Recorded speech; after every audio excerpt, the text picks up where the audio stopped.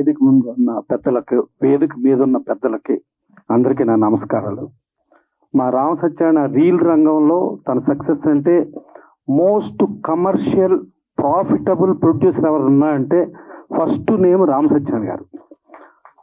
Cinema success failure కాసేపు అన్ని పక్కన పెడితే రామ సత్యనారాయణకి ఫస్ట్ ఫేజ్ వదిలేస్తే సెకండ్ ఫేజ్లో మోర్ దాన్ 100 ఫిలిమ్స్ నష్టం అనేది తెలియకుండా సినిమా ఎలా తీయాలి అనే దగ్గర ఆయన ఒక నిఘంటు, ఒక డిక్షనరీ ఆయన చూసి నేర్చుకోవాలి. సో అట్లా రియల్ రంగంలో అది వచ్చాడు.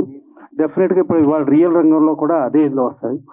ఇంతమంది ఇవాళ జనరల్గా మన పాత పల్లెటూళ్ళల్లో మనం ఒక పెళ్లికి పిలిచినా, ఒక శుభకార్యంకి పిలిచినా ఊళ్ళో వాళ్ళందరూ ఇది మన ఫంక్షన్ అనుకుని వడ్డం చేయటం రావటం, లేకపోతే అందరూ రావటం, వస్తూ వాళ్ళ మనసుతో మా జీవితం కూడా మీరు పోసుకొని మీరు అన్యోన్యంగా ఉండాలని చెప్పి ఆశీర్వదించే ఒక అద్భుతమైన ఆశీర్వచనాలు ఉండేవి.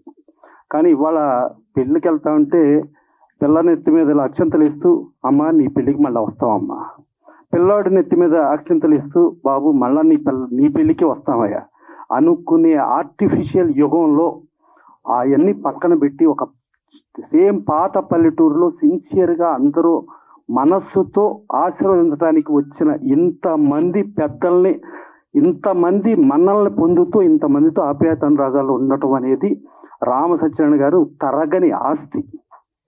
ఆ ఆస్తిని పొందాడు. అది అందరి వల్ల కాదు, అలాంటి ఆస్తిని పొంది ఇంతమంది ఉండి మహానుభావులు ఒకళ్ళు ప్రతి ఒక్కళ్ళు చరిత్రలు తీస్తే ప్రతి ఒక్కళ్ళకి చరిత్రే. ఇంత చరిత్ర ఇక్కడున్న పైన వాళ్ళకి కానీ కింద వాళ్ళకి కానీ ఇంతమంది ఉన్నాడు. డెఫినెట్గా ఈ తుమ్మలపల్లి ఇన్ఫ్రా కూడా చాలా పెద్ద సక్సెస్ అయ్యి 100% మా సినిమా రంగంలో ఎలాగైతే హయ్యెస్ట్ ప్రాఫిట్ ప్రతి సినిమాలోనూ ప్రాఫిట్ ఎర్న్ చేసిన రేంజ్లో ఎలా ఉన్నారో అలాగే ఆయన ఆటోమేటిక్గా ఆయన ప్రాఫిట్ ఎర్న్ చేస్తాడు. అది ఆయన ప్రాఫిటే కదా, ఆయన దగ్గర కొనుక్కున్న వాళ్ళ తర్వాత కొనుక్కున్న 10 తరాలు కూడా ప్రాఫిటబిలిటీలో ఉండాలని మనస్ఫూర్తిగా కోరుకుంటూ థ్యాంక్ యూ.